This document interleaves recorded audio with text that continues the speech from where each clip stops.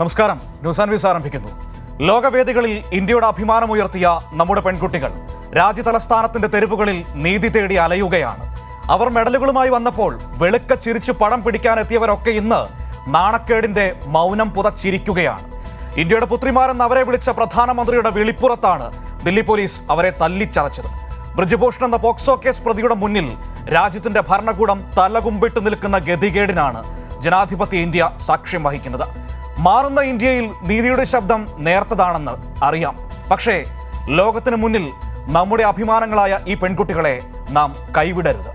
നീതിയുടെ വെളിച്ചം പുലരുന്ന നാളേക്കായി അവരോട് ഐക്യപ്പെടണം. തെരുവിലല്ല, ഹൃദയത്തിൽ ചേർത്തു നിർത്തണം നമ്മുടെ കൂടപ്പിറപ്പുകളെ. ഈ വിഷയമാണ് ന്യൂസ് ആൻഡ് വ്യൂസ് ഇന്ന് ചർച്ച ചെയ്യുന്നത്. ചർച്ചയിൽ പങ്കെടുക്കുന്നവരെ പരിചയപ്പെടാം. വി വസീഫ്, ഡിവൈഎഫ്ഐ സംസ്ഥാന പ്രസിഡന്റ്.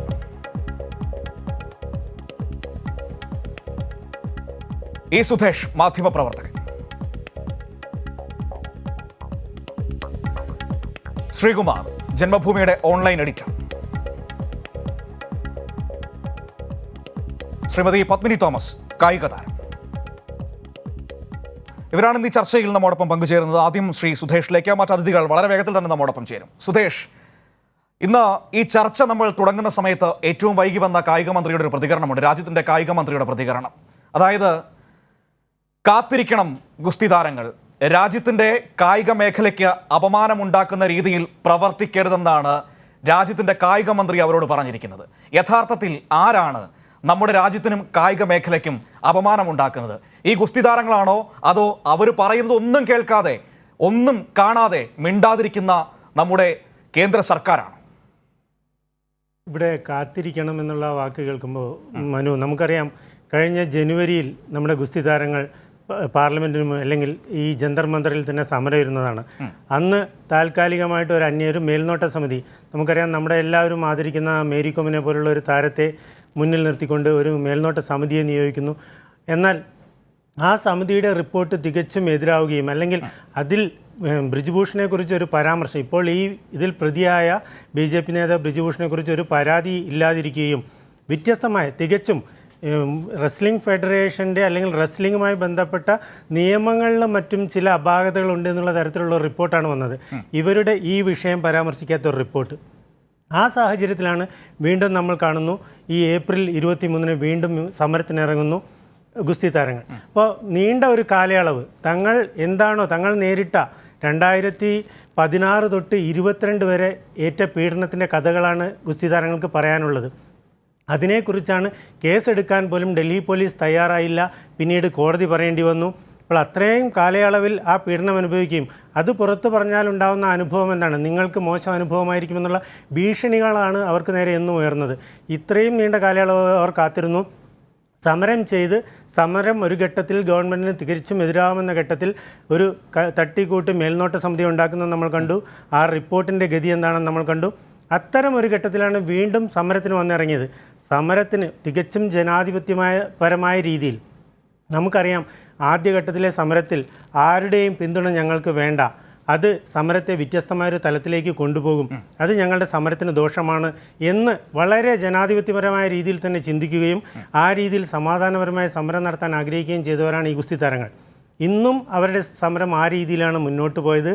എന്നാൽ കഴിഞ്ഞ ദിവസം നമ്മുടെ പുതിയ പാർലമെൻറ്റ് മന്ദിരത്തിൻ്റെ ഉദ്ഘാടനത്തിൽ ജനാധിപത്യത്തെക്കുറിച്ച് ഏറ്റവും കൂടുതൽ ചർച്ചകൾ നടന്ന ഒരു ഘട്ടത്തിൽ എത്രത്തോളം ജനാധിപത്യ വിരുദ്ധമായാണ് നമ്മുടെ ഗുസ്തി താരങ്ങളെ നേരിട്ടത്, അല്ലെങ്കിൽ അവരെ അടിച്ച് ഒതുക്കാൻ ശ്രമിച്ചത്, അവരെ കലാപകാരികളെന്ന് മുദ്രകുത്തി ഇത്രയും നല്ല രീതിയിൽ അല്ലെങ്കിൽ സമാധാനപരമായ സമരം ചെയ്യുന്നവരെ, ന്യായത്തിന് വേണ്ടി പോരാടുന്നവരെ എത്രത്തോളം ക്രൂരമായാണ് കലാപകാരികൾ എന്ന പേരിൽ അടിച്ചമർത്താൻ ശ്രമിച്ചതെന്ന് നമ്മൾ കണ്ടു. എന്നിട്ടും ഈ സമരത്തിന് ഇനിയും സമയം വേണമെന്ന് ചോദിക്കുന്നത് എത്രത്തോളം അനീതിയാണെന്നുള്ളതിനെക്കുറിച്ച് അതൊരു വിചിത്രമായ ഒരു കാര്യമുണ്ട്. അതായത് അവർ പരാതിക്കാരാണ്, അവർക്ക് അവരുടെ സഹപ്രവർത്തകർക്ക് നേരിടേണ്ടി വന്ന അപമാനത്തിനെ ചോദ്യം ചെയ്ത പരാതിക്കാരാണ്. ആ പരാതി പറഞ്ഞവരെയാണ് ഈ തെരുവിൽ തല്ലിച്ചതയ്ക്കുന്നത്. ഇതിൽ ആരോപണ വിധേയനായ ഈ പറയുന്ന തോന്നിവാസമെല്ലാം കാണിച്ചു എന്ന് പറയുന്ന ബ്രിജ്ഭൂഷൺ അന്ന് ആ പാർലമെന്റിന്റെ ഉദ്ഘാടന സമയത്ത് വെള്ളക്കുപ്പായമണിഞ്ഞ് ആ പാർലമെന്റിന് അകത്തിരിക്കുകയായിരുന്നു. അതാണ് ഇതിലെ ഏറ്റവും വിചിത്രമായ കാര്യം.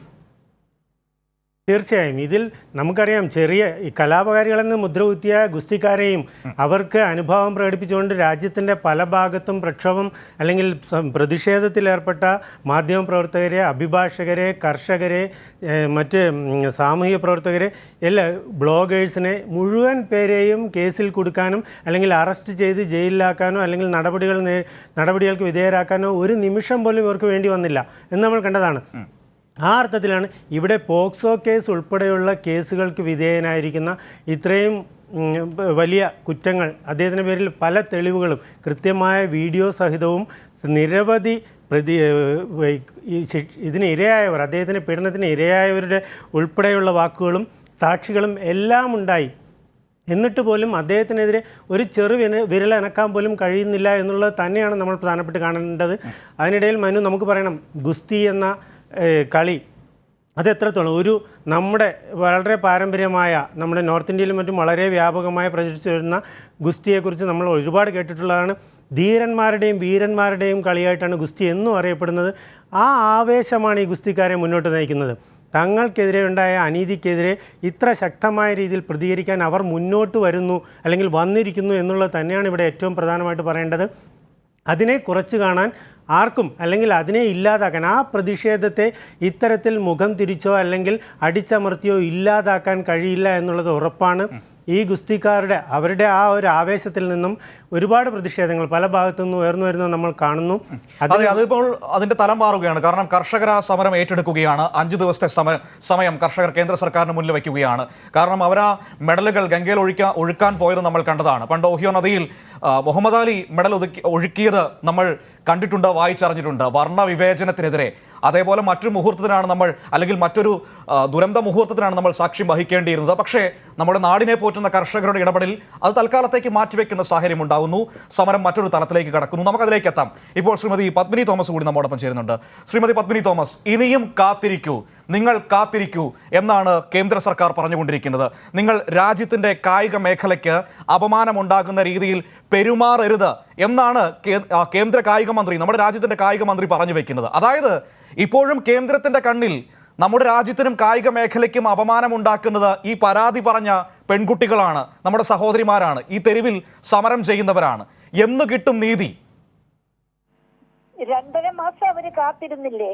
ഇനി എത്ര നാളാണ് അവര് കാത്തിരിക്കേണ്ടത്? എവിടെയാണ് അവർക്ക് നീതി കിട്ടിയത്? 5 മാസമാണ് കാത്തിരുന്നത്. 5 മാസം. അതെ അതെ അതെ 5 മാസം എല്ലാം കൂടെ കൂടുമ്പോ 5 മാസമാണ് കാത്തിരിക്കുന്നത്. അവര് നീതികേട് എന്താണ് അവര് പ്രവർത്തിച്ചത്? അവർക്ക് വേണ്ട കാര്യങ്ങൾ മാത്രമല്ലേ അവര് പറഞ്ഞോളൂ. ഞാൻ പറയുന്നത് ഈ ഒളിമ്പിക് മെഡൽ നേടിയ ഇന്ത്യയുടെ അഭിമാനങ്ങളായ കായിക താരങ്ങളാണ്. അത് മാത്രമല്ല, പത്മശ്രീ ഉണ്ടവർക്ക്, അർജുന അവാർഡ്, രത്ന ഒക്കെ ഉള്ള നേട്ടക്കാരാണ്. ചെറിയ ആൾക്കാരൊന്നും അല്ല അവര്. നമുക്കറിയാം, മറ്റൊരു ഫീൽഡിലാണെങ്കിൽ ഒരു പത്മശ്രീ നേടിയ ഒരാൾക്ക് എന്തെങ്കിലും വന്നു കഴിഞ്ഞാൽ എങ്ങനെയാണ് പ്രതികരണം ഉണ്ടാകുന്നത്? ഇന്നലെ സത്യം പറഞ്ഞു കഴിഞ്ഞാൽ അവര് മെഡലുമായിട്ട് ഗംഗയിലേക്ക് ചങ്ക് പൊടിഞ്ഞു പോയ ഒരു സംഭവമാണ്. ആ കുഞ്ഞുങ്ങൾ കരഞ്ഞുകൊണ്ട് പോകുന്ന കണ്ടപ്പോഴത്തേക്ക് ഇവിടെ എവിടെയാണ് നീതി? പ്രത്യേകിച്ച് ഇവർക്ക് 7 പേര് ഉൾപ്പെട്ട കുട്ടികളാണ് കൊടുത്തേക്കുന്നത്, ഇവർക്കെതിരായിട്ട് കൊടുത്തേക്കുന്നത്, ലൈംഗിക പീഡന പരാതി കൊടുത്തേക്കുന്നത്. അതിനകത്തൊരു കുട്ടിയുണ്ട്. അപ്പൊ പോക്സോ പ്രകാരം വരെ കേസെടുക്കേണ്ട ഒരു വലിയ കേസാണിത്. നമുക്ക് സ്പോർട്സും രാഷ്ട്രീയവും കൂടെ എന്തിനാണ് കൂട്ടിക്കലർത്തുന്നത്? ഇവരൊക്കെ വലിയ സ്ഥാനത്തിരിക്കുന്നവരല്ലേ, രാജിവെച്ച് പുറത്തു പോവുകയല്ലേ ചെയ്യേണ്ടത്? ഇത്രയും വലിയ ഒരു കാര്യം നടത്തിയിട്ട് എന്നിട്ട് വീണ്ടും അവരെ വേദനിപ്പിക്കാൻ വേണ്ടിയിട്ട് അവരെ പരിശോധനയ്ക്ക് വിധേയരാക്കണം. അങ്ങനെയുള്ള കാര്യങ്ങൾ എന്തൊരു നാണക്കേടാണ് ഇന്ത്യക്ക് തന്നെ. മാത്രമല്ല ഈ കാര്യങ്ങളെല്ലാം പക്ഷേ ആ നാണക്കേട് ഈ സമരം ചെയ്യുന്നവർ, ഈ ഗുസ്തി താരങ്ങളാണ് ഉണ്ടാക്കുന്നത് എന്ന നിലപാടാണ് സ്വീകരിക്കുന്നത്. നിങ്ങൾ കായിക മേഖലയ്ക്ക് അപമാനം ഉണ്ടാക്കരുത് എന്ന് പറഞ്ഞു വെക്കുമ്പോൾ അങ്ങനെയല്ലേ മനസ്സിലാക്കേണ്ടത്? അത് രാഷ്ട്രീയത്തിൽ എന്നുള്ള ഇപ്പൊ നമുക്ക് എന്ത് സംഭവിച്ചാലും കർശനമായിട്ടും രാഷ്ട്രീയത്തിന് അതീതമായിട്ട് ഒന്നുമില്ല.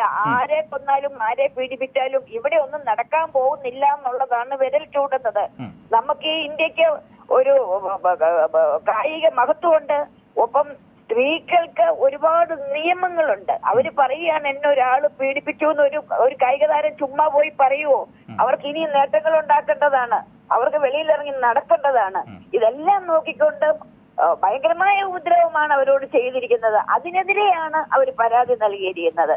എന്തായാലും വളരെ മോശമായി. ഇത് കായിക രംഗത്തിന്റെ ഒരു വലിയ കറുത്ത ഒരു അധ്യായം തന്നെയാണിത്. ഞാൻ താങ്കളിലേക്ക് തിരികെ പറയാം. ഇപ്പോൾ ശ്രീകുമാർ കൂടി നമ്മോടൊപ്പം ചേരുന്നുണ്ട്. ശ്രീകുമാർ കേൾക്കാമോ? ശ്രീകുമാർ കേൾക്കാം. എനിക്ക് കേൾക്കാം. ഓക്കെ. ശ്രീകുമാർ, എന്ന് കിട്ടും ഇവർക്ക് നീതി? കാരണം 5 മാസമായി അവർ ഈ പരാതി മുൻപിലോട്ട് വയ്ക്കുന്നു. മറ്റേതെങ്കിലും ഇടത്തായിരുന്നെങ്കിൽ, മറ്റാർക്കെങ്കിലും എതിരെയായിരുന്നെങ്കിൽ നിങ്ങളിപ്പോൾ നടപടിയെടുക്കില്ലായിരുന്നോ? ഈ ബ്രിജ്ഭൂഷൺ നിങ്ങളുടെ സർക്കാരിന്റെയും നിങ്ങളുടെ നേതാക്കളുടെയും വളരെ അടുത്തയാളായതുകൊണ്ടാണോ ഈ ഇത്രയും ഗൗരവതരമായ ഒരു ആക്ഷേപം, പരാതി ഉന്നയിച്ചിട്ട് നിങ്ങൾ കയ്യും കെട്ടി നോക്കി നിൽക്കുന്നത്? അല്ല, ഇപ്പൊ നിങ്ങൾ എന്ന് പറഞ്ഞ ഇത് ആരെ ഉദ്ദേശിച്ചാണ്? താങ്കളെ അല്ലത് താങ്കൾക്ക് അറിയാമല്ലോ. നിങ്ങൾ കേന്ദ്ര സർക്കാരിനെയാണ് ഉദ്ദേശിച്ചത്, നിങ്ങളുടെ നേതൃത്വത്തെയാണ് ഉദ്ദേശിച്ചത്. നീതി വൈകിട്ട് 5 മാസമായെന്നാ പറയുന്നത്. ഈ 6-7 വർഷം മുമ്പ് നടന്നു എന്ന് പറയപ്പെടുന്ന ഒരു പീഡനത്തിന്റെ കേസാണ് അവർ അത്രയും വൈകി കൊടുത്തിരിക്കുന്നത്. അല്ലാതെ നടന്ന ഉടനെ കൊടുത്തതല്ല. അതായത് ഈ 2015-ലും 2014-ലും നടന്നു എന്ന് പറയപ്പെടുന്ന ഒരു സംഭവം ഇങ്ങനെ നടന്നു എന്ന് പറഞ്ഞ് 7 വർഷം കഴിഞ്ഞ ഒരു പരാതിയായിട്ട് വന്നിരിക്കുകയാണ്. ഇവര് നീതി നേടി ആദ്യം ജനുവരി 18-ാം തീയതി ഇവരൊരു 3 പേരുടെ കൂടി ഒരു പ്രസ്താവന നടത്തുന്നു. ഞങ്ങൾക്ക് ഗുസ്തി ഫെഡറേഷന്റെ പ്രസിഡന്റിൽ നിന്നും ചില പരിശീലകരിൽ നിന്നും മോശപ്പെട്ട പെരുമാറ്റം ഉണ്ടായി എന്നൊരു 3 പ്രമുഖരായ ഒളിമ്പിക്സ് ഉൾപ്പെടെയുള്ള നമ്മുടെ കായിക മേളകളിൽ ഇന്ത്യയുടെ അഭിമാന യുവത്തെ താരങ്ങൾ പറഞ്ഞതാണ്. അത് വളരെ ഷോക്കിംഗ് ആയിട്ടാണ് രാജ്യം കേട്ടത്.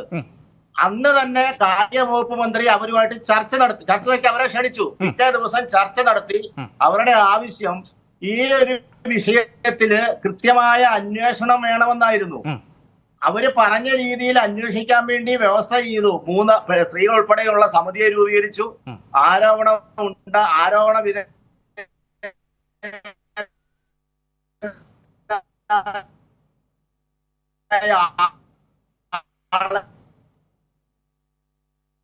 ശ്രീകുമാർ, ഈ സൂം ലൈനിൽ എന്തോ പ്രശ്നം കാണുന്നു. താങ്കൾ പറയുന്നത് വ്യക്തമാകുന്നു. ഞാൻ താങ്കളിലേക്ക് തിരികെ വരാം. ഇവിടെ ശ്രീമതി പത്മിനി തോമസ് ലൈനിലുണ്ടോ? കേൾക്കാമോ?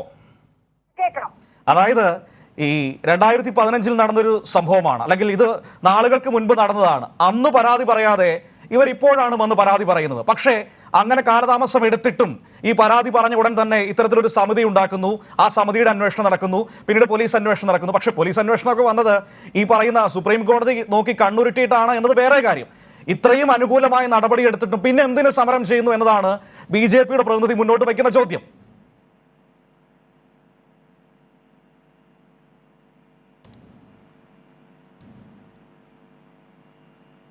ശ്രീമതി പത്മിനി തോമസ്, എന്ത് അനുകൂലമായ നടപടിയാണ് സ്വീകരിച്ചത്? ഈ പിള്ളേരെ എല്ലാം കൂടെ ജന്തർ മന്ദിർ റോഡില് എല്ലാ ആൾക്കാർക്കും സമരം നടത്താനുള്ള ഒരു വേദിയാണ് ജന്തർ മന്ദിർ റോഡ്. നമ്മളൊക്കെ അതുവഴി പോകുമ്പോൾ കേരള ഹൗസിൽ താമസിച്ചിട്ട് പോകുമ്പോഴത്തേക്ക് ഒരുപാട് സമരങ്ങൾ എന്നുമുണ്ട്. അവരവിടെ വളരെ നിശബ്ദരായിട്ടിരുന്ന് അവര് പ്രതികരിക്കുകയായിരുന്നു. എന്നിട്ടും അതിനകത്തു നിന്നൊക്കെ ഈ തൂത്തി വാരിക്കൊണ്ടൊക്കെ പോകുന്ന ഇത് കണ്ടപ്പോഴത്തേക്ക് എന്നതാണ് ഈ കാണിക്കുന്നത്? എവിടെയായി നമ്മുടെ ഇന്ത്യയുടെ അഭിമാനം? കായിക രംഗത്തോട് ചെയ്യുന്ന ഇതുപോലെയുള്ള നീചത്തരങ്ങളല്ലേ ഇത്? ഈ ലോകം മുഴുവൻ കണ്ടോണ്ടിരിക്കുകയല്ലേ? ഞാൻ ഈ പറയുന്നത് ഇതിനകത്ത് നമുക്ക് തന്നെ അറിയാം, പാർലമെന്റിലൊക്കെ ഒരുപാട് വനിതകൾ ഇരിപ്പുണ്ട്. അവരൊന്നും ഇതിന് മുമ്പിൽ വരാതെ പ്രതികരിക്കാതെ എല്ലാരും ഇങ്ങനെ വാടച്ചിരിക്കുന്നത് എന്താണെന്ന് പോലും എനിക്ക് മനസ്സിലാകുന്നില്ല. രാഷ്ട്രീയത്തിന്റെ ജൽപ്പണിയിലാണ് എല്ലാരും നിൽക്കുന്നത്. വളരെ മോശമായ പ്രവൃത്തിയാണ് നടന്നിരിക്കുന്നത്. അപ്പൊ എത്രയും പെട്ടെന്ന് കായിക മന്ത്രാലയം ഇവർ ആവശ്യപ്പെട്ട കാര്യം, പീഡനത്തിനാണ് കേസ് കൊടുത്തേക്കുന്നത്, ലൈംഗിക ആരോപണമാണ്. അത് ഒളിമ്പ്യന്മാർ അവർ ചുമ്മാ പറയുവോ? ഞാൻ ലൈംഗിക ആരോപണം തെളിഞ്ഞു കഴിഞ്ഞാൽ ഞാൻ അങ്ങ് മരിച്ചു കളയുമെന്ന് പറഞ്ഞ ഇത് ആരെയാ പേടിപ്പിക്കുന്നത്? കോടതിയാണോ പേടിപ്പിക്കുന്നത്? ആരുടെ വായടയ്ക്കാനായിട്ട് അങ്ങനെയൊക്കെ പറയുന്നത്? അതോടുകൂടി പുള്ളിക്കും നീതി കിട്ടി, ബാക്കിയുള്ളവർക്ക് ആർക്കും നീതി വേണ്ടേ? ശരി, ശ്രീകുമാർ കേൾക്കുന്നുണ്ടോ? എന്ത് അനുകൂലമായ നിലപാടാണ് നിങ്ങൾ എടുത്തതെന്ന് ചോദ്യമാണ് വരുന്നത്. ഈ പറയുന്ന ഒരു ആഭ്യന്തര സമിതി വരുന്നത് ശരി, ഏത് നാട്ടിലാ ജീവിക്കുന്നതെന്ന് എനിക്ക് അറിഞ്ഞുകൂടാ. ഞാൻ പറഞ്ഞ എന്താണ്, ഇവരുടെ ആദ്യത്തെ ആവശ്യം കേസെടുക്കാന്നായിരുന്നില്ല. ഇവർക്കെതിരെ ഒരു മോശപ്പെട്ട പെരുമാറ്റം റെസ്ലിംഗ് അസോസിയേഷൻ ഗുസ്തി ഫെഡറേഷന്റെ പ്രസിഡന്റിൽ നിന്നുണ്ടായി, 2 കോച്ചുമാർ പരിശീലകരിൽ നിന്നുണ്ടായി. അതേക്കുറിച്ച് അന്വേഷണം ഉണ്ടാകണം, നടപടി വേണമെന്നാ പറഞ്ഞത്. അപ്പൊ ആ ആരോപണത്തിന് അനുകൂലമായിട്ട് എന്ത് നടപടിയാണ് ഉണ്ടായത്? എന്ത് നടപടിയാണ് ബ്രിജുഭൂഷണെതിരെ ഉണ്ടായത്? ഒന്ന് പറയുമോ? എന്ത് നടപടി ഉണ്ടായി? അന്വേഷണം നടന്നുകൊണ്ടിരിക്കുമ്പോൾ ഒരു സുപ്രഭാതത്തിൽ ഇവര് പറയാണ് ഞങ്ങള് പോലീസ് സ്റ്റേഷനിൽ എന്ത് നടപടി ബ്രിജുഭൂഷണെതിരെ ഉണ്ടായി? ശ്രീകുമാർ, അല്ല, കേസ് കൊടുത്തിട്ടുണ്ട്. ആ കേസിൽ FIR ഇട്ടില്ല എന്നും പറഞ്ഞൊരു പുതിയ ആരോപണം വന്നു. അതും ഉടനെയുള്ള ഒരു അതിൻ്റെ അകത്തൊരു പോപ്സോ മൈനറായിട്ടുള്ള കുട്ടിയുണ്ടെന്ന് പറഞ്ഞാൽ അതൊക്കെ നമുക്ക് ഏത് ആർക്കും മനസ്സിലാവില്ല ഇത് ഫേബ്രിക്കേറ്റഡ് കേസാണെന്ന്. കാരണം ഒരു കേസ് വരുന്നു, അതിന്റെ പറയാം വേറൊരു കേസ്, ഇതെല്ലാം പണ്ട് നടന്നതാണ്. ഈ സാക്ഷി മാലിക്കാണ് ഇതിൽ പ്രധാന. നിങ്ങൾ ഏത് കണ്ണുകൊണ്ടാണ് ഫാബ്രിക്കേറ്റഡ് കേസാണ് എന്ന് വിലയിരുത്തുന്നത്? ശ്രീകുമാർ ഞാൻ പറഞ്ഞത് കേൾക്കുന്നില്ലേ? സ്ഥാനത്ത് നിന്ന് കാര്യങ്ങൾ ചെയ്തയാളാണ് ഈ ബ്രിജ്ഭൂഷൺ. എന്തോ താല്പര്യത്തിന് ഇദ്ദേഹത്തെ ടാർഗറ്റ് ചെയ്തുകൊണ്ട് എന്ത് താല്പര്യമാണ് ശ്രീകുമാർ? കേൾക്കൂ, പറയുന്നത് കേൾക്കൂ. എന്ത് താല്പര്യമാണ്? എന്ത് ഫാബ്രിക്കേറ്റഡ് കേസ് എന്നാണ് താങ്കൾ പറഞ്ഞു വെക്കുന്നത്? ഏത് ബോധ്യത്തിന്റെ അടിസ്ഥാനത്തിലാണ് ഇതൊരു കെട്ടിച്ചമച്ച കേസാണ് എന്ന് താങ്കൾ പറഞ്ഞു വെക്കുന്നത്? ഏത് ബോധ്യത്തിന്റെ അടിസ്ഥാനത്തിലാണ്? കാരണം താങ്കൾ പറയുന്നു അതിന് രാഷ്ട്രീയമുണ്ടോ? ആദ്യം ആ സമരപന്തലിലേക്ക് രാഷ്ട്രീയ നേതാക്കൾ വന്നപ്പോൾ, ഒരു നിമിഷം കേൾക്കൂ, രാഷ്ട്രീയ നേതാക്കൾ വന്നപ്പോൾ അവരോട് വരണ്ട, നിങ്ങൾ ഇതിൽ പങ്കുചേരണ്ട എന്ന് പറഞ്ഞ് തിരിച്ചയക്കുകയാണ് ആ കായിക താരങ്ങൾ ചെയ്തത്. പിന്നീട് മറ്റു വഴികളില്ലാതെയാണ് അവർ രാഷ്ട്രീയ നേതൃത്വങ്ങളുടെ സഹായം തേടിയത്. പിന്നെ എന്ത് രാഷ്ട്രീയമാണ് അതിൽ ആരോപിക്കാൻ കഴിയുക? അതല്ലെങ്കിൽ എന്ത് കെട്ടിച്ചമക്കലാണ്, എന്ത് ബോധ്യത്തിന്റെ അടിസ്ഥാനത്തിലാണ് അങ്ങനെ ഒരു നിലപാട് സ്വീകരിക്കുന്നത്?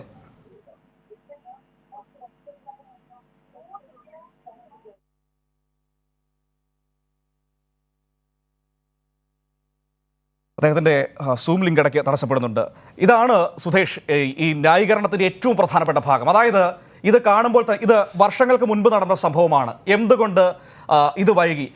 ഇതൊരു പരാതി നൽകാൻ വൈകി. സ്വാഭാവികമായി ഇതും ആളുകൾക്ക് ബോധ്യപ്പെടുന്ന രീതിയിലാണ് ഇവർ ശരിയാണല്ലോ, ഇതെന്തുകൊണ്ടാണ് ഇവർ പരാതി കൊടുക്കാൻ വൈകിയത് എന്നൊരു ചിന്ത ഉണ്ടാക്കുന്ന രീതിയിലാണ് ആ പരാമർശങ്ങൾ മുഴുവൻ വരുന്നത്. പിന്നീട് അതിൻ്റെ മെറിറ്റിലേക്ക് പോകുന്നില്ല. അവർ തന്നെ നിലപാടെടുക്കുകയാണ് ഇത് കെട്ടിച്ചമച്ച കേസാണ്, അതല്ലെങ്കിൽ ഇത് കാണുമ്പോൾ തന്നെ അറിയാം ഇത് തട്ടിപ്പാണ് എന്ന് പറഞ്ഞ് നിലപാട് സ്വീകരിക്കുമ്പോൾ നമ്മൾ ഇങ്ങനെ ഉള്ള ഒരു പക്ഷത്ത് നിന്ന് നീതി പ്രതീക്ഷിക്കാമോ? തീർച്ചയായും നിലവിലെ സാഹചര്യത്തിൽ അത്തരത്തിൽ നീതി പ്രതീക്ഷിക്കാൻ കഴിയില്ല എന്ന് തന്നെയാണ് വിശ്വസിക്കേണ്ടത്. ഇവിടെ മനു, ഞാൻ ഈ തരത്തിന് ഇതിനെ 2 തരത്തിൽ ഈ കാര്യം പറയാം. എന്തുകൊണ്ട് വൈകിയെന്ന് ചോദിക്കുന്നു. നമ്മുടെ കായിക മേഖലയെ മൊത്തത്തിൽ വിലയിരുത്തുമ്പോൾ നമ്മുടെ വനിതാ താരങ്ങൾ നേരിടുന്ന പ്രതിസന്ധികൾ ഇതൊരു പുതിയ വാർത്തയല്ല. തീർച്ചയായും അതിൻ്റെ പ്രതിഷേധത്തിൻ്റെ ശക്തമായ ഒരു രൂപം ഇപ്പോൾ മുന്നോട്ട് വന്നതിന് ഏറ്റവും നല്ല ലക്ഷണമായി തന്നെ കാണണം. കായിക മേഖലയിൽ പലതരത്തിലും ടീമിൽ ഉൾപ്പെടുത്തുന്ന വിവിധ കാര്യങ്ങൾക്ക് വേണ്ടി കായിക താരങ്ങളെ തങ്ങൾക്ക് വിധേയരാക്കാനും പലതരത്തിലും ശ്രമിക്കുന്ന നിരവധി സംഭവങ്ങൾ, അപ്പോൾ നിരവധി പരാതികൾ. ഞാനത് ഒരു ദേശീയ തലത്തിലായാലും അന്തർദേശീയ തലത്തിലായാലും നമ്മുടെ പ്രാദേശികമായ തലങ്ങളിലായാൽ പോലും ഇത്തരം പരാതികൾ നിരവധി ഉണ്ടായിട്ടുണ്ട്. അത് പലതരത്തിലുള്ള പ്രതിഷേധങ്ങൾ പല ഘട്ടങ്ങളിലുണ്ടായി. അതിനെ അതിജീവിക്കാനുള്ള ശ്രമങ്ങൾ പല കായിക താരങ്ങളുടെ ഭാഗത്തു നിന്നും ഉണ്ടായി. അത്തരത്തിൽ നിയമ നടപടികൾ തന്നെ സ്വീകരിക്കുന്ന നിലയിലേക്കും ബന്ധപ്പെട്ട അധികൃതർ അതിനുവേണ്ടിയുള്ള ഒരുപാട് ശ്രമങ്ങൾ നടത്തിക്കൊണ്ടിരിക്കുന്നത് നമ്മൾ കാണുന്നു. എന്നാൽ ഇവിടെ പറയുന്ന ഈ കേസിൽ ഇവിടെ ഒരു വിഷയം പറയാം. ഈ കേസിൽ വൈകിയെന്ന് ഈ ലക്നൌവിലെ ഇവരുടെ ഗുസ്തി താരങ്ങളുടെ ക്യാമ്പിലുണ്ടായിരുന്ന ഇന്ത്യയുടെ തന്നെ മികച്ചൊരു ഫിസിയോതെറാപ്പിസ്റ്റ് പരംജിത്ത് ഒരു ഘട്ടത്തിൽ ഈ പരാതിയെക്കുറിച്ച് ആദ്യം പുറത്തു പറയുന്നു. അദ്ദേഹത്തിന് സംഭവിച്ചത് അദ്ദേഹത്തിന് മുഴുവൻ ജോലിയും നഷ്ടപ്പെട്ടു. ഈ രംഗത്ത് നിന്ന് തന്നെ നിഷ്കാസിതനായി, തീർത്തും ഇല്ലാതാകുന്നു. പരംജിത്ത് ഈ കേസിൽ പ്രധാനപ്പെട്ട ഒരു സാക്ഷി പറയുന്ന ഒരു വ്യക്തിയാണ്. അപ്പോൾ ഇതാണ് അനുഭവം ഉണ്ടാകുന്നത്. ഇവിടെ നമ്മൾ ഒരു കായിക താരത്തെ അല്ലെങ്കിൽ ഇന്ത്യക്ക് വേണ്ടി ഒളിമ്പിക്സ് മെഡൽ നേടിത്തന്നവരെ ഇപ്പോൾ ശ്രീകുമാറും മറ്റും പരാമർശിക്കുകയാണ് വളരെ ഈസി ആയിട്ട്. ഒരു കായിക താരം നമുക്ക് ഗുസ്തി താരങ്ങളെക്കുറിച്ച് പറയാം. പ്രത്യേകിച്ചും ഈ മുഴുവൻ പേരും ഫോഗട്ട് ഫാമിലിയിലുള്ളവരായാലും സാക്ഷി മാലിക്കിനെ പോലുള്ളവരായാലും എല്ലാം ബജ്രംഗ് പുനിയ പോലുള്ളവർ തികച്ചും സാധാരണമായ അല്ലെങ്കിൽ ദരിദ്രമായ സാഹചര്യങ്ങളിൽ നിന്നും പിന്നോക്കമുള്ള സാഹചര്യങ്ങളിൽ നിന്നും ഉയർന്നു വന്നിട്ടുള്ള മറ്റ് താരങ്ങളെ അപേക്ഷിച്ച് നമ്മുടെ ഗ്രാമങ്ങളിൽ നിന്ന് വരുന്ന ഈ താരങ്ങൾ കഠിന പ്രയത്നം, ഇരട്ടി പ്രയത്നം ചെയ്താൽ മാത്രമേ ഈ നിലയിൽ എത്താൻ കഴിയൂ. അവരെല്ലാവരും അവരുടെ ലക്ഷ്യത്തിലെത്തുകയും ഒളിമ്പിക്സിലും ലോക ചാമ്പ്യൻഷിപ്പുകളിലും മറ്റും മെഡൽ നേടുകയും ചെയ്യുന്ന താരങ്ങളാണ്. അതാണ് അവരുടെ ഒരു പശ്ചാത്തലം, അവരുടെ ചരിത്രം. എന്നാൽ മറുവശത്ത് ബ്രിജ്ഭൂഷൻ്റെ ചരിത്രം എന്താണ്? നമ്മൾ പരിശോധിക്കൂ. എന്താണ് അദ്ദേഹത്തിൻ്റെ ചരിത്രം? അദ്ദേഹം വളർന്നു വന്ന വഴി എന്താണ്? അതേക്കുറിച്ച് പകൽ പോലെ വ്യക്തമാണ്. നമ്മളൊരു ക്രിമിനലിനെ അല്ലെങ്കിൽ ഒരു കേസിൽ പ്രതി അല്ലെങ്കിൽ ഒരു സംഭവത്തിൽ 2 പേരെ വിലയിരുത്തുമ്പോൾ എന്താണ് അവരുടെ പശ്ചാത്തലം, ഏത് രീതിയിലാണ് കടന്നു വന്നത്, ഇവിടെ പത്മിനി മാഡം പറഞ്ഞതുപോലെ ഇത്രയും ഉയർന്ന നിലയിൽ ഒളിമ്പിക്സിലും മറ്റും മെഡൽ നേടി നല്ല നിലയിലെത്തിയ ഈ താരങ്ങൾ ഇത്രത്തോളം ശക്തമായ രീതിയിൽ പരസ്യമായൊരു പ്രതികരണം നീതി വേണമെങ്കിൽ അതിനുള്ള നടപടികളുണ്ട് എന്ന് നമുക്ക് എല്ലാവർക്കും അറിയാം. ആ നടപടികൾ പോലും ഉണ്ടാകുന്നില്ല. പ്രാഥമികമായ നടപടികൾ പോലും ഇവിടെ ഉണ്ടാകുന്നില്ല. പിന്നെ നീതി എവിടെ ലഭിക്കും? മറിച്ച് ഈ ഗുസ്തി താരങ്ങൾ വീണ്ടും അപമാനിക്കപ്പെടുകയും അവരെ സാമൂഹ്യ മാധ്യമങ്ങളിലടക്കം അപമാനിക്കുന്നു, അവരെ അടിച്ചമർത്താൻ അധികാരം ഉപയോഗിക്കുന്നു. നമ്മൾ പലരും കൃത്യമായി പ്രതികരിക്കാൻ പോലും, ഇവരുടെ ആരോപണങ്ങൾക്കെതിരെ പ്രതികരിക്കാൻ പോലും അധികാര സ്ഥാനത്തിരിക്കുന്നവർ തയ്യാറാകുന്നില്ല. ഈ തരത്തിലാണ് നമ്മൾ കാണേണ്ടത്. അപ്പോൾ ഞാൻ പറഞ്ഞു, ഈ ഗുസ്തി താരങ്ങൾ അവരുടെ ഈ മറ്റൊരു പിന്തുണ അല്ലെങ്കിൽ മറ്റൊരു പ്രേരണയാലുമല്ല എന്നുള്ളത് പകൽ പോലെ വ്യക്തമാണ്. അപ്പോൾ എന്നിട്ടും ഇന്നത്തെ നമ്മുടെ സാഹചര്യത്തിൽ ഇത്രത്തോളം ശക്തമായ രീതിയിൽ മുന്നോട്ട് വന്നിട്ടും തെളിവുകളോടെ വന്നിട്ടും ഒരു രീതിയിലും അനുകൂലമായി പ്രതികരിക്കാനോ നടപടിയെടുക്കാനോ തയ്യാറാകുന്നില്ല. അപ്പോൾ നീതി എത്രത്തോളം അകലെയാണ് എന്നുള്ളത് വ്യക്തമാണ്. അത് വ്യക്തമാണ്. ഞാൻ താങ്കളിലേക്ക് വരാം. ഇപ്പോൾ ശ്രീകുമാർ ഒരിക്കൽ കൂടി ചേരുന്നുണ്ട്. ശ്രീകുമാർ, കേൾക്കാമോ? ഇടയ്ക്ക് പ്രശ്നങ്ങൾ ഉണ്ടാകുന്നുണ്ടായിരുന്നു. ഓക്കെ. അതായത് ശ്രീകുമാർ, ഈ ലോകവേദികളിലും ഒളിമ്പിക്സിലും ഒക്കെ മെഡൽ നേടി തിരിച്ചു വന്നപ്പോൾ നമ്മുടെ പ്രധാനമന്ത്രി ഈ കായിക താരങ്ങളെക്കുറിച്ച് പറഞ്ഞത് ഇന്ത്യയുടെ പുത്രിമാരാണ് ഇവരെന്നാണ്. അഭിമാനത്തോടെയാണ് പ്രധാനമന്ത്രി അന്ന് അത് പറഞ്ഞത്. പക്ഷേ എന്തുകൊണ്ടാണ് ആ പുത്രിമാരായ നമ്മുടെ കൂടപ്പിറപ്പുകളായ അവർ വളരെ ഗൗരവതരമായ ഒരു ആരോപണം ഉന്നയിക്കുമ്പോൾ, കാലതാമസം ഉണ്ടായെങ്കിൽ അത് അതവിടെ നിൽക്കട്ടെ, പക്ഷെ അവർ ആരോപണം ഉന്നയിച്ചല്ലോ. ആ ആരോപണത്തിന്റെ പേരിൽ അതിന്റെ കൃത്യമായ നടപടി സ്വീകരിക്കുന്നുണ്ട് എന്ന് പൊതുസമൂഹത്തെ ബോധ്യപ്പെടുത്താൻ നിങ്ങൾക്ക് കഴിയാത്തത്, ആ സമരം ചെയ്യുന്ന ആ താരങ്ങളെ ബോധ്യപ്പെടുത്താൻ കഴിയാത്തത് അതെന്തുകൊണ്ടാണ്? എവിടെയാണ്, എന്താണ് നിങ്ങൾക്ക് മറയ്ക്കാനുള്ളത്?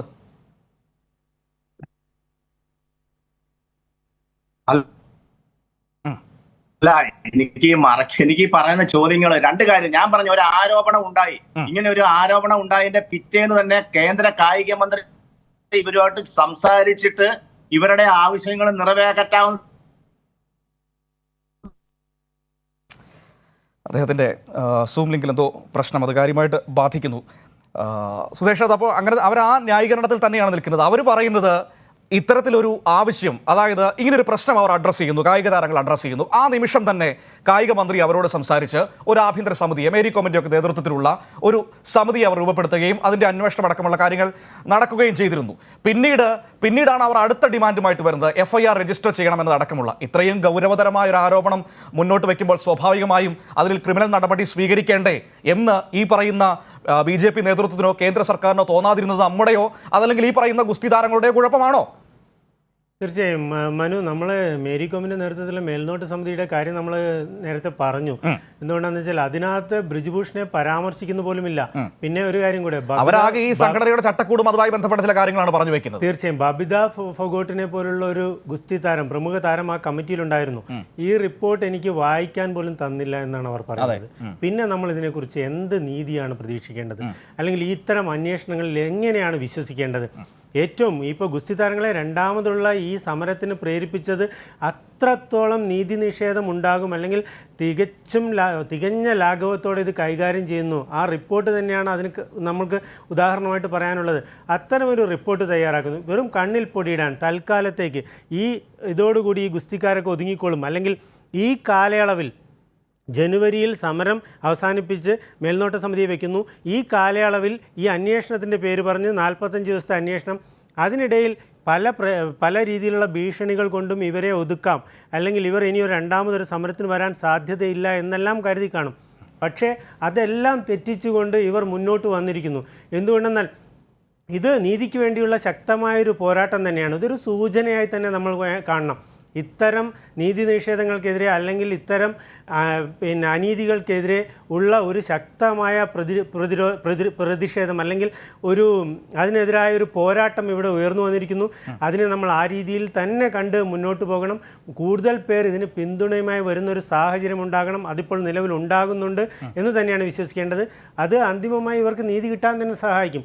ഇപ്പോൾ അല്ലാതെ ഒരു തരത്തിലും ഈ ഗുസ്തി താരങ്ങളെ വേറൊരു തരത്തിലും പരിഗണിക്കില്ല എന്നുള്ളതിൻ്റെ ഏറ്റവും വലിയ തെളിവാണെന്ന് കേന്ദ്ര കായിക മന്ത്രിയുടെ തന്നെ വാക്കുകൾ നമ്മൾ കാണുന്നത്. കൂടുതൽ സമയം വേണമെന്ന് അദ്ദേഹം പറയുന്നത്, അതിനു പകരം ഈ താരങ്ങളോട് ചർച്ച ചെയ്യുവാനോ ഇവരുമായി കൂടുതൽ സംസാരിക്കാനോ അല്ലെങ്കിൽ അവർക്ക് നീതി ലഭിക്കുമെന്ന് തോന്നലുളവാക്കുന്ന തീരുമാനങ്ങൾ എടുക്കാനോ അല്ല അവർ തയ്യാറാകുന്നത്. സമയം വേണമെന്ന് ആവശ്യപ്പെടുന്നു. തികച്ചും അതിക്രൂരമായ ക്രിമിനൽ കേസ് ചുമത്തപ്പെട്ട ഒരു പ്രതിയെ രക്ഷിക്കാൻ വേണ്ടിയുള്ള ഒരു വ്യഗ്രത, അല്ലെങ്കിൽ അദ്ദേഹത്തിന് ഞങ്ങൾ ഒന്നും ചെയ്യില്ല, അല്ലെങ്കിൽ അദ്ദേഹത്തിനെതിരെ ഒന്നും ചെയ്യില്ല എന്ന് കൂടുതൽ ഉറക്കെ പ്രഖ്യാപിക്കുന്ന ഒരു തലത്തിലേക്കാണ് മാറുന്നത്. അതുകൊണ്ട് തന്നെ വളരെ ദയനീയം എന്ന് തന്നെ ഈ അവസ്ഥ ഇപ്പോഴത്തെ ഈ സാഹചര്യത്തിൽ നമ്മളിപ്പോൾ ഈ പ്രത്യേക സാഹചര്യത്തിൽ എത്തിക്കുകയാണല്ലോ. അതായത് താരങ്ങൾ മറ്റു മാർഗങ്ങളില്ലാതെ അവർ അവരുടെ മെഡലുകൾ ഗംഗാ നദിയിൽ ഒഴുക്കാൻ തീരുമാനിക്കുന്നു. അവർ അങ്ങോട്ടേക്ക് പോകുന്നു, ഹരിദ്വാറിലേക്ക് പോകുന്നു. അവിടെ നാടകീയമായ സംഭവവികാസങ്ങൾ സംഭവിക്കുന്നു. പിന്നീട് നമ്മുടെ കർഷക നേതാക്കളെത്തി ആ മെഡലുകൾ വാങ്ങി 5 ദിവസത്തെ സമയം ഞങ്ങൾക്ക് തരൂ എന്ന് പറഞ്ഞുകൊണ്ട് അവർ ആ സമരത്തിൻ്റെ മുന്നണിയിലേക്ക് ഒരിക്കൽ കൂടി കടന്നു വരികയാണ്. അങ്ങനെ ഒരു ഘട്ടം വരുമ്പോൾ ഈ വരുന്ന 5 ദിവസത്തിനപ്പുറം ഇതിൽ ഒരു മാറ്റം, അതല്ലെങ്കിൽ ഇപ്പോഴത്തെ നിലയിൽ നിന്നൊരു മാറ്റം ഉണ്ടാകുമെന്ന് പ്രതീക്ഷിക്കാൻ പറ്റുമോ? അതോ അതിനപ്പുറത്തേക്ക് സമരം മറ്റൊരു തലത്തിലേക്ക് വളരാനുള്ള സാധ്യതയാണോ ഇതുവരെയുള്ള സംഭവ വികാസങ്ങളുടെ പശ്ചാത്തലത്തിൽ നമുക്ക് കാണാൻ പറ്റുന്നത്? തീർച്ചയായും മനു, ഈ സമരത്തിന് ഈ രാജ്യത്തിൻ്റെ മനസ്സ് ഇവർക്കൊപ്പമാണ്, വലിയൊരു വിഭാഗത്തിൻ്റെ മനസ്സ് ഇവർക്കൊപ്പമാണ് എന്നുള്ള കാര്യത്തിൽ ഒരു സംശയവുമില്ല. ഇന്ന് നമ്മുടെ ടൊവിനോയെ പോലുള്ള നമ്മുടെ സിനിമാ താരം ഇതിനെതിരെ വളരെ ശക്തമായ ഭാഷയിൽ തന്നെ അദ്ദേഹം നീതി ലഭിക്കണം, ഒരു സാധാരണ പൗരനായാൽ പോലും നീതി ലഭിക്കണം, അതുകൊണ്ട് തന്നെ ഇവർക്ക് നീതി ലഭിക്കണമെന്ന അർത്ഥത്തിൽ അദ്ദേഹത്തിൻ്റെ പ്രതികരണം ഉണ്ടായിരിക്കുന്നു. അതുതന്നെയാണ് രാജ്യത്തിൻ്റെ നീതിബോധമുള്ള, അല്ലെങ്കിൽ ഈ രാജ്യത്തിൻ്റെ ജനാധിപത്യത്തിൽ വിശ്വസിക്കുന്ന ഏതൊരാളുടെയും ഉള്ളിലുള്ള ചിന്ത അതുതന്നെയാണ്.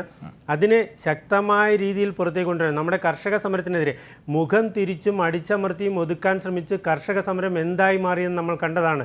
തീർച്ചയായും പലരും പല ഘട്ടത്തിലും അവഗണിക്കുകയും അല്ലെങ്കിൽ വലിയ അടിച്ചമർത്തലുകൾക്ക് മുതിരുകയും ചെയ്ത കർഷക സമരം വളരെ കൂടുതൽ ശക്തമായ രീതിയിൽ മുന്നോട്ട് പോകുന്നു, കൂടുതൽ പിന്തുണയാർജിക്കുന്നത് നമ്മൾ കാണുന്നു. ഒരു തരത്തിലും പിന്നോട്ട് പോകാത്ത ഒരു സാഹചര്യം നമ്മൾ കാണുന്നു. ശരി, ഒരു നിമിഷം ശ്രീകുമാർ ഒരിക്കൽ കൂടി നമ്മോടൊപ്പം ചേരുന്നത്. അദ്ദേഹം ടെലിഫോൺ ലൈനിലാണ് ചേരുന്നത്. ശ്രീകുമാർ, സൂം ലിങ്കിൽ എന്തോ കാര്യമായ പ്രശ്നമുണ്ട്, നമുക്ക് സംസാരിക്കാൻ പറ്റുന്നില്ല, വല്ലാതെ ഡിസ്റ്റർബ് ആകുന്നുണ്ട്. അതുകൊണ്ടാണ് ടെലിഫോൺ ലൈനിലേക്ക് വന്നത്. കേൾക്കാമോ? കേൾക്കാം.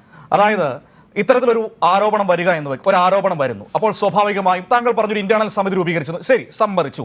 പക്ഷേ ഇത്രയും ഗൗരവതരമായ ഒരു ആരോപണം വരുന്നു, അതിൽ സ്വാഭാവികമായും ക്രിമിനൽ നടപടികൾ സ്വീകരിക്കേണ്ടതാണ് എന്ന ചിന്ത എന്തുകൊണ്ട് നിങ്ങൾക്ക് വരുന്നില്ല?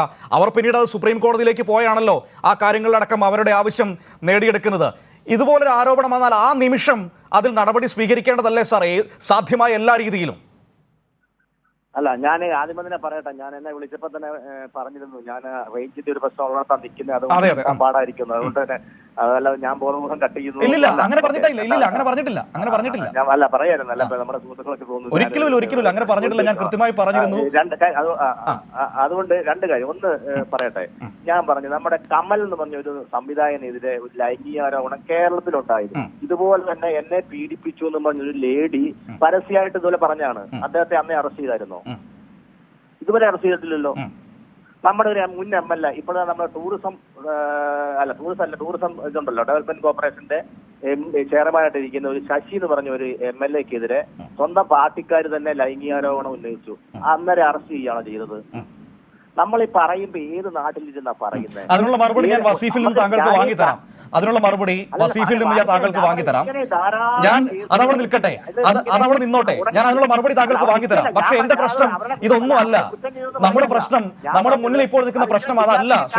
ശ്രീകുമാർ ഒന്ന് കേൾക്കൂ ശ്രീകുമാർ. താങ്കൾ പറഞ്ഞ ആ ചോദ്യം ഞാൻ അവഗണിക്കുകയല്ല, അതിനുള്ള മറുപടി ഞാൻ താങ്കൾക്ക് വാങ്ങിത്തരാം, അതിന് ഉത്തരവാദിത്തപ്പെട്ട വ്യക്തിയിൽ നിന്ന് വാങ്ങിത്തരാം. പക്ഷേ നമ്മുടെ ചോദ്യം അതല്ല. ഞാൻ പറഞ്ഞത് ഒരാള് ഇവിടുത്തെ നമ്മുടെ ഒരു ഗവൺമെന്റിന്റെ ഒരു സ്ഥാപനത്തിന്റെ മേധാവി, വേറൊരാള് ഇവിടുത്തെ ജനപ്രതിനിധി. അതുകൊണ്ടാണ് ഇവരുടെ 2 പേര് ഇങ്ങനെ ധാരാളം പേർക്കെതിരെ ഇതുപോലെ കേസുകൾ വരികയും ഈ ആദ്യകാലത്തൊക്കെ ഇങ്ങനെ ഉണ്ടാകുമ്പോൾ തന്നെ ഇവർക്കെതിരെ ഇവരെ അറസ്റ്റ് ചെയ്യാൻ നോക്കുക, അല്ലെങ്കിൽ ഇവർക്കെതിരെ കേസ് ചെയ്യാൻ ഇങ്ങനെ പ്രശ്നം വന്നു. അപ്പോൾ സുപ്രീം കോടതികളിലോ രാജ്യത്ത് തന്നെ പല കോടതികളും പറഞ്ഞു ഈ ഒരു ഇക്കാര്യം മിസ്യൂസ് ചെയ്ത് പലരെയും ഇല്ലാതാക്കാനുള്ള ശ്രമം നടക്കുന്നു. അതുകൊണ്ട് ആലോചിച്ച ഇത്രയും കാര്യങ്ങൾ കേസെടുക്കാവുന്ന ഒരു ഡയറക്ഷൻ പല കോടതികളും കൊടുത്തിട്ടുണ്ട്. അതവിടെ നിൽക്കട്ടെ. ഈ കേസ് പരിഗണിച്ചുകൊണ്ട് പറഞ്ഞത് ഈ താരങ്ങൾ ഉന്നയിക്കുന്ന ആരോപണം ഏറ്റവും ഗൗരവതരമാണ്, അത് അതിൻ്റെതായ രീതിയിൽ കാണണം, FIR രജിസ്റ്റർ ചെയ്യണം എന്ന് പറഞ്ഞ അതേ സുപ്രീം കോടതിയാണ്. അല്ല ഞാനൊന്ന് പറയുന്ന കേക്ക്, ഞാൻ നിങ്ങൾ എന്തുപോലും പറഞ്ഞു. ഞാൻ പറഞ്ഞു ഈ പ്രശ്നം ഉണ്ടായപ്പോൾ ആദ്യമേ ഈ കേസിന്റെ കാര്യം ഇവർ കേസൊന്നും കൊടുത്തിട്ടില്ല ഒരിടത്തും. ഇവര് സർക്കാരുമായിട്ട് ചർച്ച ചെയ്ത് ഇങ്ങനെ ഒരു സംഗതി ഉണ്ട്, അതിനകത്ത് ഇവർക്ക് നീതിയുക്തമായ അന്വേഷണം വേണമെന്ന് പറഞ്ഞതിന്റെ പിറ്റേ ദിവസം തന്നെ ഇവരുമായിട്ട് ചർച്ച നടത്തുകയും ഒരു കമ്മിറ്റി രൂപീകരിക്കുക. സാധാരണ നടക്കുന്ന ഒരു സ്ഥാപനത്തിൽ ഒരു സ്ത്രീപീഡനം ഉണ്ടായാൽ എന്താണോ ചെയ്യുന്നത് ആ പ്രോസസ് എല്ലാം നടത്തി അതിന്റെ അപ്പുറം ഈ ഇദ്ദേഹത്തെ സ്ഥാനത്ത് നിന്ന് മാറ്റി, ഈ റെസ്ലിംഗ് ഫെഡറേഷന്റെ സ്ഥാനത്ത് നിന്ന് തൽക്കാലം മാറി നിൽക്കാൻ ഇദ്ദേഹത്തോട് പറഞ്ഞു. അത് കഴിഞ്ഞിട്ട് ഇവർ സമരം പിൻവലിച്ചിട്ട് പിന്നീടാണ് ഇവർ പറഞ്ഞ് ഞങ്ങളൊരു പരാതി കൊടുത്തിരുന്നു പോലീസ് സ്റ്റേഷനിൽ 2 ദിവസം മുമ്പ്. ആ പരാതിയിൽ FIR ഇട്ടില്ല എന്ന് പറഞ്ഞ് ഇവർ കോടതിയിൽ പോവുകയാണ്. കോടതി പറഞ്ഞു FIR ഇടണം. അപ്പൊ തന്നെ FIR ആരും ഇടാതിരുന്നില്ല. FIR ഇട്ട് കേസ് രജിസ്റ്റർ ചെയ്തു.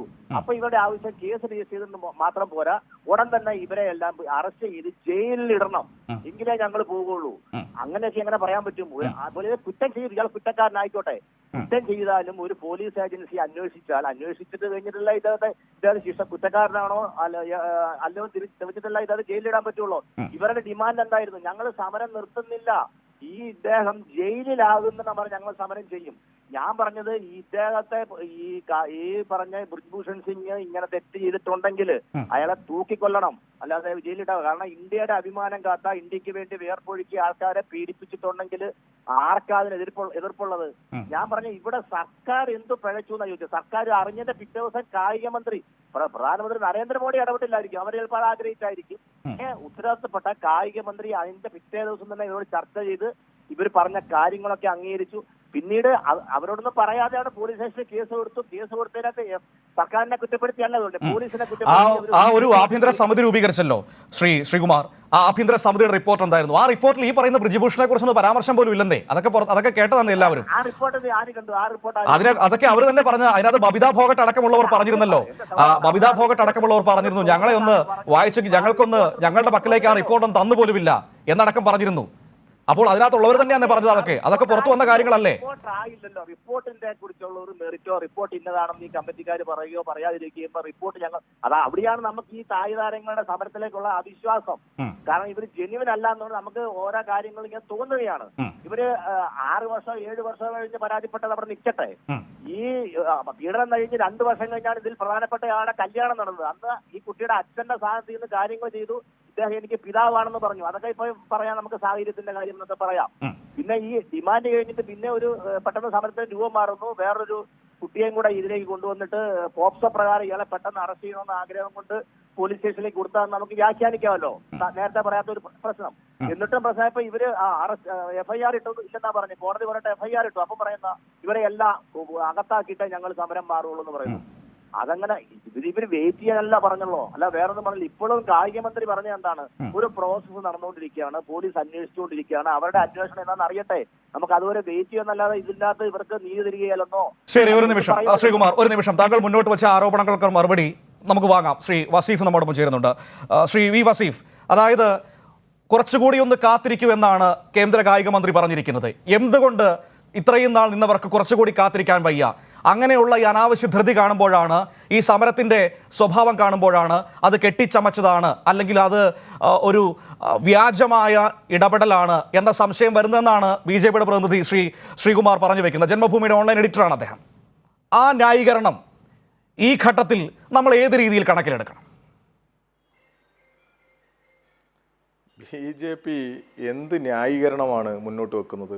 ഈ രാജ്യത്തെ ജനങ്ങൾ വിശ്വസിക്കുന്ന ന്യായമാണോ ഇപ്പോൾ ഇവർ പറയുന്നത്? ഇവരുടെ BJPയെ സംബന്ധിച്ചിടത്തോളം ഇതേ ഉത്തർപ്രദേശിൽ നമ്മുടെ മുമ്പിൽ അനുഭവമുണ്ട്. ഉന്നാവോ റേപ്പ് കേസിൻ്റെ അനുഭവം എന്തായിരുന്നു? അന്ന് BJPയുടെ MLA കുൽദീപ് സിംഗിൻ്റെ നേതൃത്വത്തിലായിരുന്നു അന്ന് പീഡനം നടന്നത്. പീഡിപ്പിക്കപ്പെട്ട പെൺകുട്ടിയുടെ രക്ഷിതാവ്, അച്ഛൻ പോലീസ് സ്റ്റേഷനിൽ പോയി പരാതിപ്പെട്ടു. പിന്നീട് നമ്മുടെ അനുഭവം എന്താ, നമ്മൾ കണ്ടതെന്താ? ഈ പരാതിക്കാരിയുടെ അച്ഛൻ പോലീസ് കസ്റ്റഡിയിൽ മരണപ്പെട്ടിരിക്കുന്നു. എങ്ങനെയാണ് മരണപ്പെടുന്നത്? എന്താ അതിൻ്റെ സാഹചര്യം? പിന്നീട് ഈ പരാതിക്കാരിയും അമ്മയും സഞ്ചരിച്ച വാഹനം അപകടത്തിൽപ്പെടുന്നു, വിവിധ മരണങ്ങൾ സംഭവിക്കുന്നു. ഇങ്ങനെ ഈ ഉത്തർപ്രദേശിനകത്തെ BJP നേതൃത്വത്തിൻ്റെ എല്ലാ ക്രിമിനൽ സ്വഭാവവും ഈ ബ്രിജ്ഭൂഷന്റെ രീതിയിലുമില്ലേ? ബ്രിജ്ഭൂഷന്റെ പാരമ്പര്യം എന്താ? 38ഓളം കേസുകളിൽ പ്രതിയല്ലേ ഇദ്ദേഹം? തീവ്രവാദികളെ, അതായത് ഈ ദാവൂദ് ഇബ്രാഹിമിൻ്റെ കൂട്ടാളികൾക്ക് സഹായം കൊടുത്തു എന്ന് പറഞ്ഞതിൻ്റെ പേരിൽ കുറ്റാരോപിതനായ ഒരു മനുഷ്യൻ, കൊലക്കേസിലെ പ്രതി, ആ പ്രതിക്കെതിരെയാണ് ഈ ആരോപണം വരുന്നത്. ആ പ്രതിയെ പിടിച്ചാണ്, അങ്ങനെയുള്ള ഒരു ക്രിമിനൽ പശ്ചാത്തലമുള്ള ഒരാളെ പിടിച്ച് MP ആക്കി എന്നത് പോട്ടെ, ആ MP-ക്കെതിരെ വീണ്ടും ആരോപണം വരുന്ന സമയത്ത് ഇനി ആരെ കാത്തിരിക്കണമെന്നാണ്, ഏത് അന്വേഷണം കാത്തിരിക്കണമെന്നാണ് ഇവർ പറയുന്നത്? സുപ്രീം കോടതി പറഞ്ഞു FIR ഇടാൻ. അങ്ങനെ FIR ഇടാൻ ഡയറക്ഷൻ കൊടുത്തു കഴിഞ്ഞാൽ, FIR ഇട്ട് കഴിഞ്ഞാൽ ഒരു പ്രതിയെ ഇങ്ങനെ എന്തിനാ മുന്നിൽ നിർത്തേണ്ടത്? എല്ലാ സംരക്ഷണം കൊടുത്ത് സംരക്ഷിക്കേണ്ടത് പിന്നെ എന്തിനാ? അറസ്റ്റ് ചെയ്യണ്ടേ? അതല്ലേ മാന്യത? ഇവിടെ ഈ അറസ്റ്റ് ചെയ്യുന്നതിൻ്റെ അപ്പുറത്തേക്ക് ഈ അസോസിയേഷന്റെ ഭാരവാഹി സ്ഥാനത്ത് നിന്ന് ആദ്യം മാറി നിൽക്കാൻ പറയണ്ടേ? നമ്മുടെ നാട്ടിൽ ഇങ്ങനെ ഒരു ആക്ഷേപം വരുന്ന സമയത്ത് ആദ്യം ചെയ്യലെന്താ? ഏത് സംഘടനയുമാകട്ടെ, ഒരാക്ഷേപം വരുന്ന സമയത്ത് തൽസ്ഥാനത്ത് നിന്ന് മാറി നിൽക്കാൻ പറയും, എന്നിട്ട് അന്വേഷണം നടത്താൻ പറയും. ഇതൊന്നുമില്ല. എത്ര കാലമായി ഇവർ പറയുന്നു ഈ സമര പോരാളികൾക്ക് എന്ത് രാഷ്ട്രീയമാണുള്ളത്, എന്ത് ഗൂഢാലോചനയാണ് ഇതിന് പിന്നിലുള്ളത്? ഇവർ പറയട്ടെ. ഇവര് നേരത്തെ തന്നെ നമുക്കറിയാലോ, ഒരു രാഷ്ട്രീയ പാർട്ടിയുടെയും പിന്തുണ ആവശ്യപ്പെടാതെ, അല്ലെങ്കിൽ അങ്ങനെ ഒരു തലത്തിലേക്ക് ഈ സമരം കൊണ്ടുപോകാതെ തീർത്തും ന്യായമായ ആവശ്യത്തിന് അവർ സമാധാനപരമായ ഒരു സമരത്തിന് നേതൃത്വം കൊടുക്കുക. ആ സമരത്തിന് ഈ രാജ്യത്തിന്റെ പിന്തുണയുണ്ട് എന്നുള്ളതിൽ ഒരു തർക്കവുമില്ല. ആ സമരത്തെയാണ് ഇവര് ആക്രമിക്കാൻ ശ്രമിച്ചു, കലാപത്തിന് നേതൃത്വം കൊടുത്തു എന്ന് പറഞ്ഞു കേസെടുക്കുന്നു. ആ സാഹചര്യത്തിലാണ് ഇവർ ഗത്യന്തരമില്ലാതെ അവരവരുടെ ജീവിതകാലം മൊത്തം സ്വപ്നം കണ്ട് അതിനുവേണ്ടി പരിശ്രമിച്ച് നേടിയ മെഡലുകൾ, അങ്ങനെയാണല്ലോ നമുക്കറിയാലോ ഇവർ പറയുന്നത്. ഇതെന്ത് പീഡനത്തിനാണ്? പോക്സോ കേസാണ്. പ്രായപൂർത്തിയാകാത്ത പെൺകുട്ടിയെ പീഡിപ്പിച്ചു, തൻ്റെ അധികാര സ്വാധീനമെല്ലാം ഉപയോഗപ്പെടുത്തി ഈ പീഡനത്തിന് നേതൃത്വം കൊടുത്തു എന്നാ പറയുന്നത്. ഒരു മാന്യതയുമില്ലാതെ എങ്ങനെയാ ഇങ്ങനെ ചർച്ചയ്ക്ക് വന്നിരിക്കാൻ പറ്റുന്നത്? ഏത് രാജ്യത്താണ് ഇവർ ജീവിക്കുന്നത്?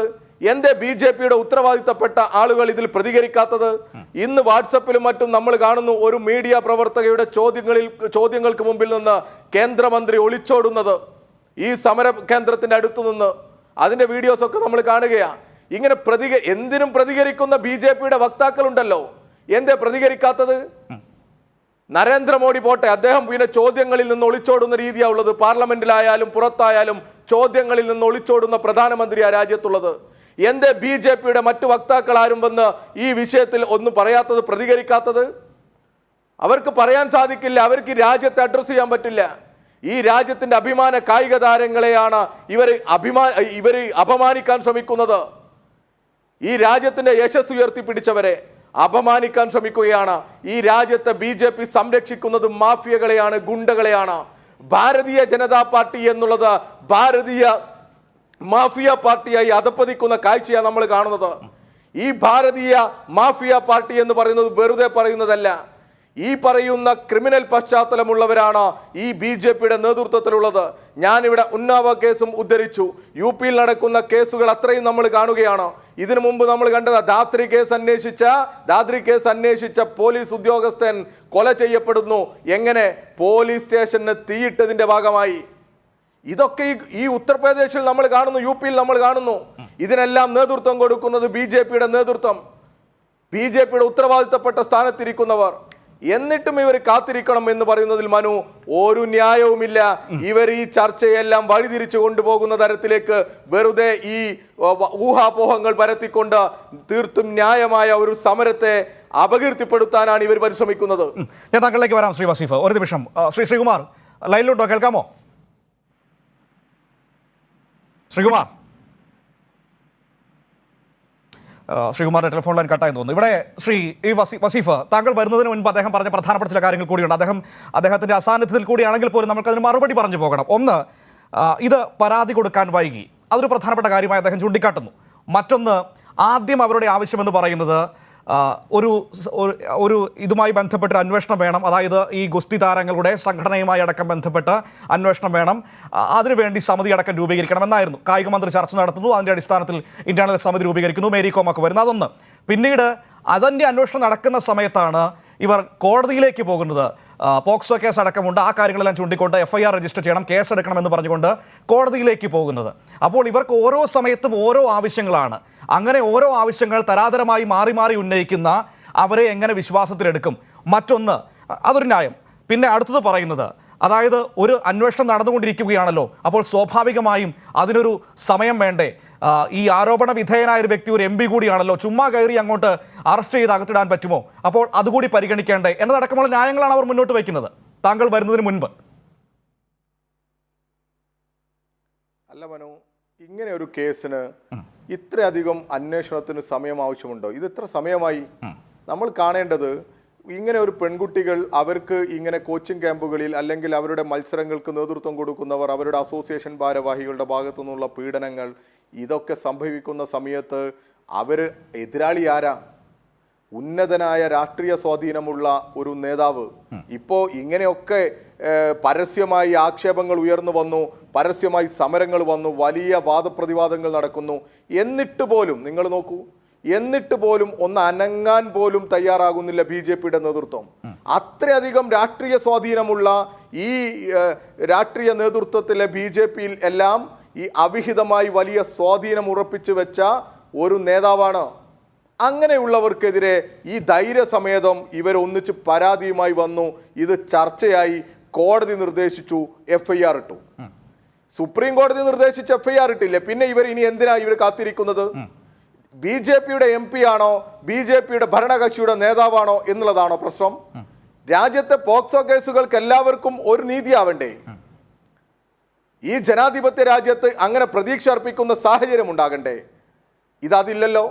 അങ്ങനെ FIR ഇടാൻ പറഞ്ഞു, FIR ഇട്ട് കഴിഞ്ഞാൽ അറസ്റ്റ് ചെയ്യണ്ടേ? എന്തേ അറസ്റ്റ് ചെയ്യാത്തത്? അതല്ലേ പ്രശ്നം. ഇവർ ഉന്നയിക്കുന്ന വിഷയങ്ങളോട് ചർച്ച ചെയ്യാനോ അതിനോട് പ്രതികരിക്കാനോ ഒന്നും ഇവരില്ലല്ലോ. നോക്കൂ നിങ്ങൾ, ഈ കഴിഞ്ഞ ദിവസം ഇവർ ഗംഗയിൽ എറിയാൻ പോയി. എന്താ ഇവർക്ക് കിട്ടിയ മെഡലുകൾ? ആരാ ചർച്ചക്ക് പോയി? ഔദ്യോഗികമായി BJPയുടെ ഏതെങ്കിലും ഒരു നേതൃത്വം, ഏതെങ്കിലും ഒരു MP, ഒരു MLA, BJPയുടെ ഭാഗത്തു നിന്നുള്ള ഏതെങ്കിലും ഒരു വക്താവ് അല്ലെങ്കിൽ ഗവൺമെന്റിന്റെ ഭാഗത്തു നിന്ന് ഏതെങ്കിലും ഒരു ഉദ്യോഗസ്ഥനെ പറഞ്ഞയച്ചിട്ട് നമുക്ക് ചർച്ച ചെയ്യാം എന്ന് പറയണ്ടേ?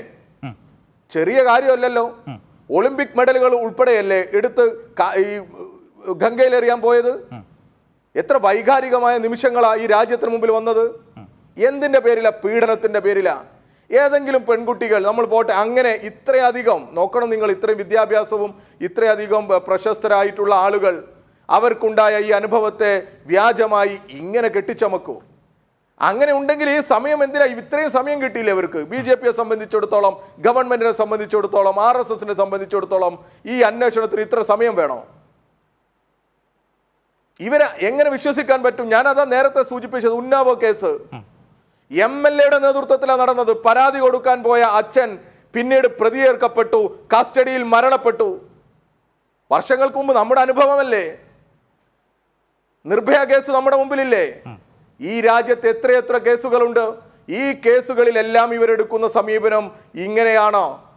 ഇവരെല്ലാം ഈ സ്ത്രീ പീഡനങ്ങൾക്കൊക്കെ നേതൃത്വം കൊടുക്കുന്നവർ BJPയുടെ ഉന്നത സ്ഥാനത്തിരിക്കുന്നവരാണോ? ഇപ്പൊ നോക്കൂ, ഈ ബ്രിജ്ഭൂഷണെ കുറിച്ചുള്ള കേസുകളും അദ്ദേഹത്തെക്കുറിച്ച് അദ്ദേഹത്തിന്റെ മകൻ പറഞ്ഞതും നമ്മുടെ മുമ്പിലില്ലേ? മകൻ ആത്മഹത്യ ചെയ്തതിന്റെ കുറിപ്പുകൾ നമ്മുടെ മുമ്പിലില്ലേ? അങ്ങനെ ഒരു മനുഷ്യൻ ഇത് ചെയ്യില്ല എന്ന് എന്ത് ന്യായം വെച്ചുകൊണ്ടാണ് ഇവർ പറയുന്നത്?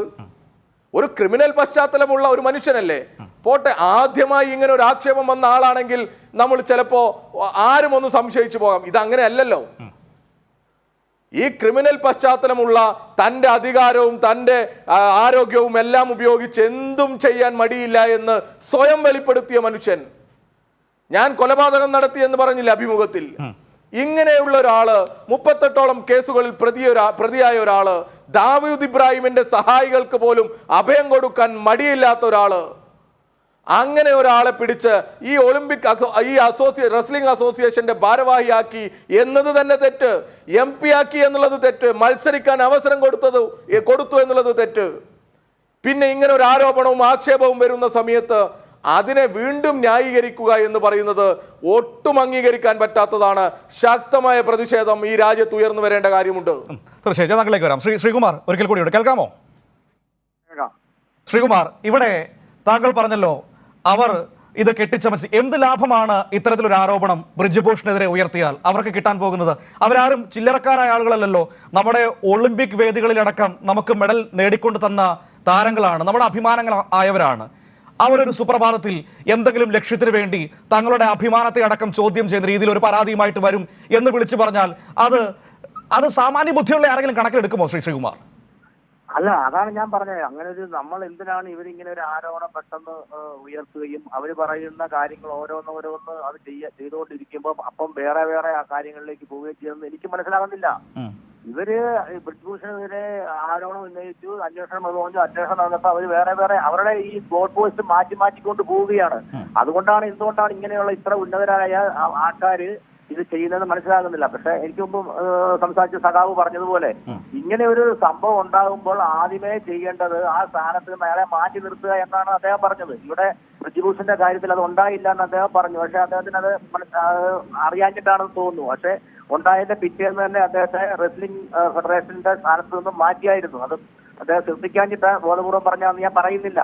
പക്ഷെ അതേ സമയത്ത് ഞാൻ നേരത്തെ പറഞ്ഞതുപോലെ കേരളത്തിൽ ഇതുപോലെ സമാനമായി ഉത്തരവാദിത്തപ്പെട്ട സ്ഥാനത്തിരിക്കുന്നവർക്ക് നേരെ ആരോപണം ഉണ്ടായപ്പോൾ ആരെയും മാറ്റി നിർത്തിയിട്ടില്ല. റെസ്ലിംഗ് അസോസിയേഷൻ പോലെ ഇവിടെ സിനിമാക്കാരുടെ സംഘടനയുടെ അല്ല, അങ്ങനെ അവർക്കെതിരെ നിങ്ങൾ ആക്ഷേപം ഉന്നയിക്കുന്നുണ്ടെങ്കിൽ നിങ്ങൾക്ക് എന്ത് യോഗ്യതയാണുള്ളത്?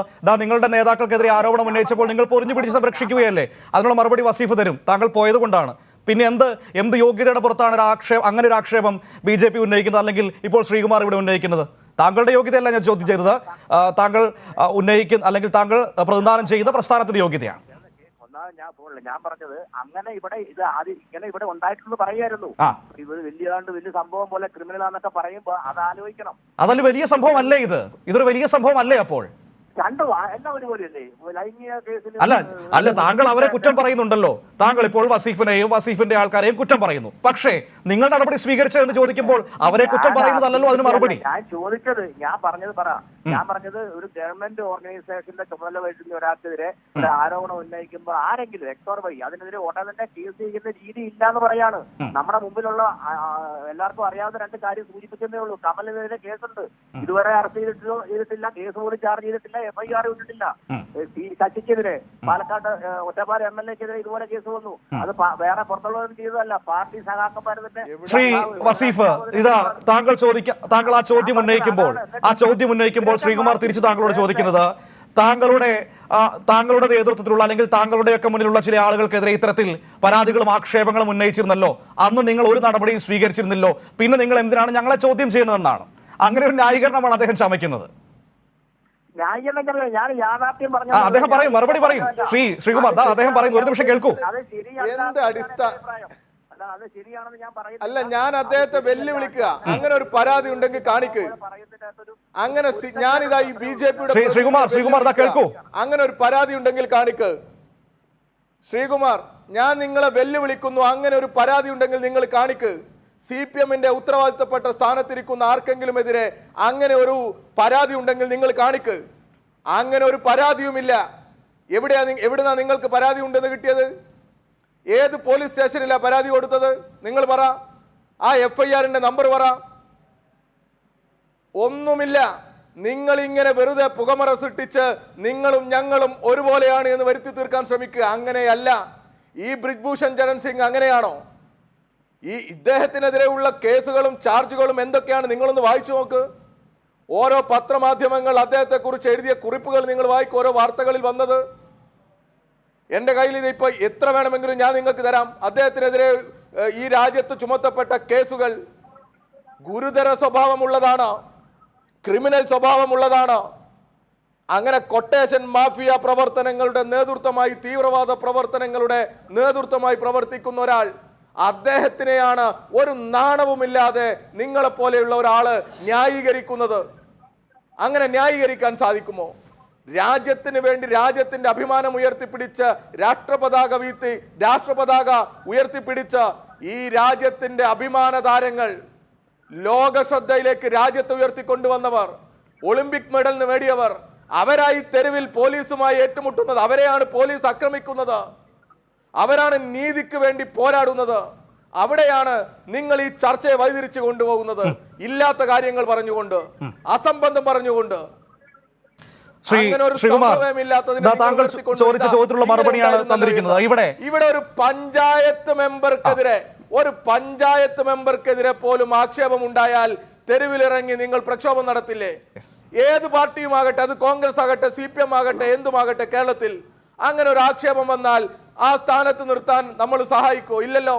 എല്ലാ ഉത്തരവാദിത്തപ്പെട്ട സ്ഥാനത്തു നിന്നും മാറ്റി നിർത്തും, അന്വേഷണം നടത്തും, പോലീസിൻ്റെതായ രീതിയിൽ അന്വേഷണം നടക്കും, പോലീസ് അറസ്റ്റ് ചെയ്യും.